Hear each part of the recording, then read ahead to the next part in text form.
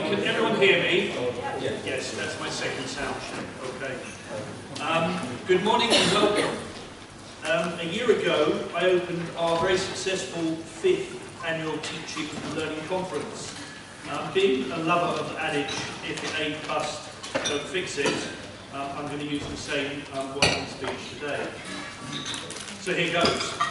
It is with enormous pleasure and great pride that we welcome you to our 6th annual Teaching and Learning Conference. Pleasure because we know what awaits you, and pride because organising and delivering a conference of this nature is a great achievement for such a small institution. I think it was at this point last year when I mentioned something about punching above our weight. And I think it's at this point that the adage, if it ain't bust, don't fix it, no longer applies. And I think what we should be talking about this year is being ahead of our game. Over the last year, we became the first alternative provider to receive a commendation in the Higher Education Review, and we presented on our commendation in the QA annual conference. We had a full suite of degrees in accounting, law and business validated by our partner institution, the University of Northampton. And in many ways, we became a leader in the alternative provider field. We led the way in monitoring and improving student engagement using vital source analytics, and collaboratively explored research routes into the use of e-books. I ran this text through our head of e-learning, and he said that it was a little stretching the point to say led the way, but I know how he doesn't like to accept praise, so I've pulled rank on him on that one, and we did lead the way in this field. We redefined the prevent duty, which has taken up many higher education providers' time over the last year. We redefined it, and we've turned it into a call for positive action and the re-evaluation of the role of higher education in providing an alternative, informed, educated choice about one's life. We are going to encourage and not prevent. We joined the first wave of TAC in the Ban the Box campaign, and if you haven't heard of that, you're going to hear quite a lot about it later from Dr. Joe Stevens. This is an area of equality, diversity and inclusion that we feel very strongly about. Along the way, we also supported and taught over 1,000 students. The theme of this year's conference is redefining the inclusive curriculum. The inclusive curriculum goes to the very core of who we are. Last year, our theme was servant leadership, and both the inclusive curriculum and servant leadership centres around promoting the values of fairness, trust and respect in our academic community.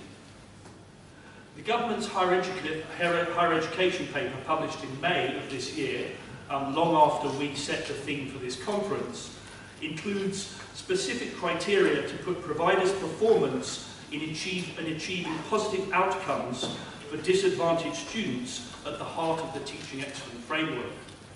And this is within the wider context that the government wants to double the proportion of people from disadvantaged backgrounds entering university from 2009 figure by 2020.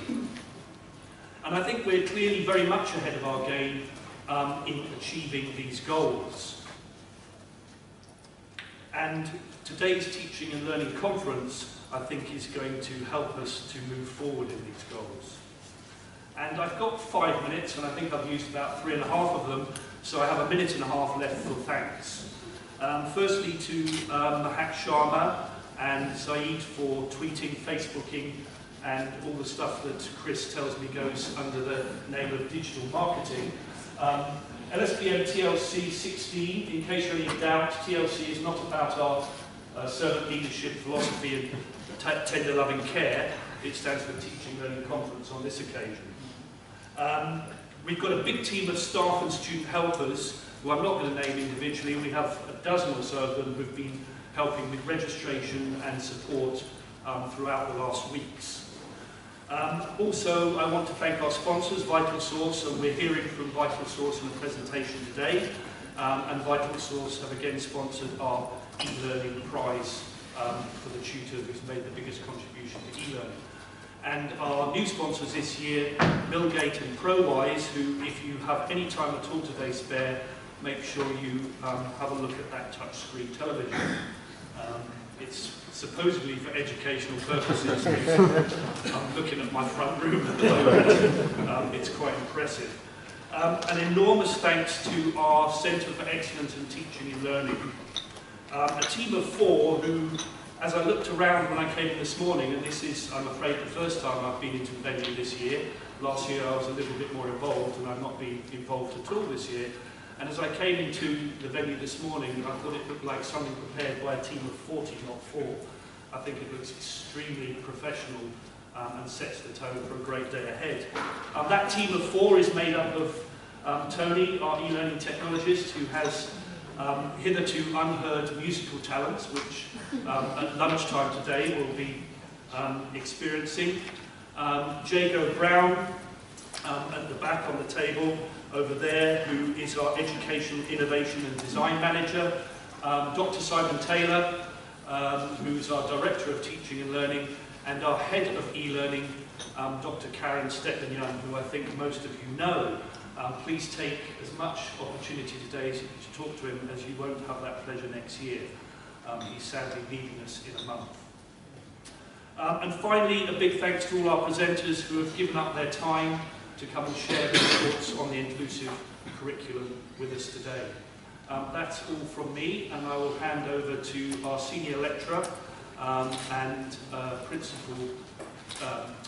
principal lecturer and senior course leader, Chris Munro, who is going to chair the morning session.